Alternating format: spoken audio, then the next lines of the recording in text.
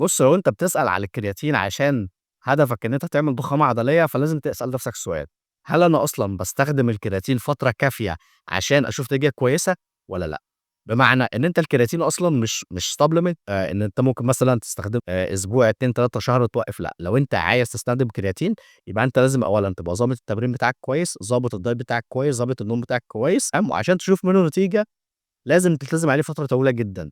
إحنا بنتكلم ممكن 6 شهور، 8 شهور، في ناس بتوصل لمرحلة إن هي أصلًا مش بتوقّفه طول السنة. أنا ذات نفسي لمّا كنت باستخدم الكرياتين آخر مرّة استخدمته 8 شهور ورا بعض. فلو أنت أصلًا already طول السنة بتستخدم كرياتين وحابب إن أنت في رمضان لو أنت مثلًا مش بتشرب مَيّة كتير وحابب تاخد منه break، ما فيش مشكلة ممكن تاخد منه break. لو أنت حابب تستخدمه في رمضان، استخدمه عادي في رمضان، بس احسب الإنتاج بتاعك من المَيّة كويس، ويُفضّل إن أنت تضيف عليه شوية 400 مِللي أو 500 مِللي، ده حتى يعني ده بيبقى أصلًا recommendation من الشركة. ولو أنت بتستخدمه طول السنة، فما فيش مشكلة إن أنت برضه تريّح منه في رمضان، وبعدين بعد رمضان العيد ترجع تستخدم تاني.